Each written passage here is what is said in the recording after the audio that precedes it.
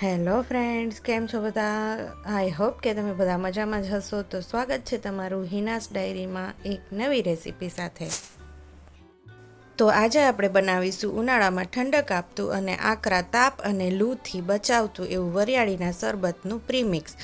અને પ્રીમિક્સમાંથી એક જ મિનિટમાં બનાવશું વરિયાળીનું શરબત. તો ચાલો જોઈએ કેવી રીતે બનાવીએ છીએ. તો વરિયાળીના શરબતનું પ્રીમિક્સ બનાવવા માટે મેં અહીંયા અડધો વાટકો એક વરિયાળી લીધેલી છે અને એનાથી વધારે એટલે કે પોણા વાટકા જેટલી મેં અહીંયા સાકર લીધેલી છે. તો તમે સાકરની જગ્યાએ ખાંડનો ઉપયોગ પણ કરી શકો છો. અને 3 નંગ એલચી લીધેલી છે અને 10 નંગ જેટલા મેં અહીંયા તીખા લીધેલા છે. તો મેં અહીંયા વરિયાળી સાથે સાકર લીધી છે, કેમ કે વરિયાળી અને સાકરનું મિશ્રણ પેટના રોગો જેમ કે ગેસ અને એસિડિટી માટે ફાયદાકારક છે. તો હવે અહીંયા મેં એક મિક્સર જાર લઈ લીધું છે અને એમાં આપણે અડધો વાટકા જેટલી વરિયાળી લઈશું. વરિયાળી લીધા પછી આપણે પોણો વાટકો જેટલી સાકર લીધેલી છે એ એડ કરી દઈશું. અને પછી આપણે એમાં 3 નંગ એલચી એડ કરી દઈશું અને 9 થી 10 નંગ મેં અહીંયા કાળા મરી લીધેલા છે. અને હવે એને આપણે સારી રીતે ક્રશ કરી લઈશું. કર્યા પછી આપણે જોઈએ કે આપણું વરિયાળી અને સાકરનું મિશ્રણ એકદમ સરસ રીતે ક્રશ થઈ ગયું છે. તો હવે આપણે આ મિશ્રણને ચાળણીની મદદથી આપણે ચાળી લેવાનું છે, જેથી કરીને કોઈ મોટા કણ હોય તો એ નીકળી જાય. તો આપણે અહીંયા એક મોટું બાઉલ લીધેલું છે અને એક ચાળણી લીધેલી છે. તો આ ચાળણીની મદદથી આપણે આ મિશ્રણને ચાળી લઈશું. જો કોઈ મોટા વરિયાળીના કણ કે એવું રહી ગયું હોય તો એને આપણે અલગ કરી લઈશું અને ફરીથી આપણે એને મિક્સરમાં ક્રશ કરી અને ફરીથી આપણે ચાળી લઈશું. તો વરિયાળી છે એ ગુણધર્મમાં ઠંડી હોય છે અને વરિયાળીમાં vitamin C, potassium, magnesium, fibre, iron, vitamin B3 એવા ન્યુટ્રિયન્ટ્સ રહેલા હોય છે, તો જે આપણા શરીરને હેલ્ધી રાખે છે. તમે જોઈ શકો છો કે આપણું વરિયાળીના શરબતનું પ્રીમિક્સ એક ચાળીને એકદમ સરસ રીતે રેડી થઈ ગયું છે. તો અત્યારે આપણે એને હવે એક બાઉલમાં ટ્રાન્સફર કરી લઈશું અને એને રાખવા માટે આપણે કોઈ એરટાઇટ કન્ટેનરમાં રાખીને જ્યાં સુધી આપણે 2-3 મહિના સુધી આપણે એને સ્ટોર કરી શકીએ છીએ. પ્રીમિક્સ રેડી હોય તો આપણે ગમે ત્યારે પણ આપણે વરિયાળીનું શરબત જો બનાવવું હોય તો એક જ મિનિટમાં આપણે ફટાફટ વરિયાળીનું શરબત બનાવી શકીએ છીએ. તો રેડી છે અહીંયા આપણું વરિયાળીના શરબતનું પ્રીમિક્સ અને હવે આપણે આ પ્રીમિક્સમાંથી શરબત બનાવીશું.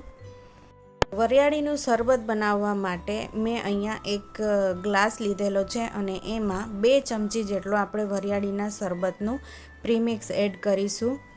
અને છેલ્લે આપણે સ્વાદ અનુસાર થોડું એવું સંચળ પાવડર મેં એડ કર્યો છે. અને હવે ઉપરથી આપણે એમાં ઠંડુ પાણી એડ કરીશું. અને પાણી ઉમેરાઈ જાય એટલે આપણે એમાં બરફ એડ કરીશું, જેથી આપણું શરબત એકદમ ચિલ્ડ થઈ જાય અને આપણે એને એકદમ મસ્ત રીતે મિક્સ કરી દઈશું. તો તૈયાર છે આપણું અહીંયા વરિયાળીનું શરબત.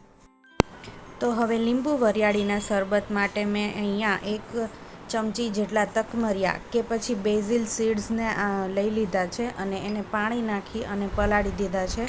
આ પ્રોસેસ મેં 2 જ મિનિટ પહેલાં કરેલી હતી, એટલે 2 થી 3 મિનિટમાં તકમરિયા અથવા તો બેઝિલ સીડ્સ જે છે એ થઈ જાય છે. તો લીંબુ વરિયાળીના શરબત માટે અહીંયા મેં ગ્લાસ લીધેલું છે અને એમાં મેં બેઝિલ સીડ્સ લીધેલા છે. તો હવે 1 થી 1.5 ટેબલસ્પૂન જેટલું આપણે અહીંયા વરિયાળીના શરબતનું પ્રીમિક્સ લેશું. એનું પ્રમાણ આ શરબતમાં થોડું ઓછું એટલા માટે કે આપણે આમાં લીંબુનો રસ પણ એડ કરવાનો છે, જેથી કરીને હવે જો તમે 1 ટેબલસ્પૂન જેટલો આપણે લીંબુનો રસ એડ કરીશું.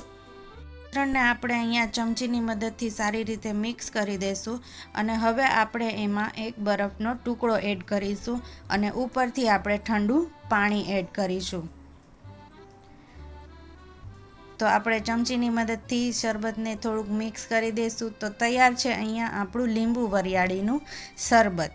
તો 2 મિનિટમાં આપણા બંને શરબત રેડી છે, વરિયાળીનું શરબત અને લીંબુ વરિયાળીનું શરબત. તો હવે લીંબુ વરિયાળીના શરબતને આપણે અહીંયા લીંબુની સ્લાઇસથી આપણે ગાર્નિશ કરી દઈશું. તો તૈયાર છે આપણો અહીંયા વરિયાળીનો શરબત અને લીંબુ વરિયાળીનો શરબત સર્વ કરવા માટે રેડી છે.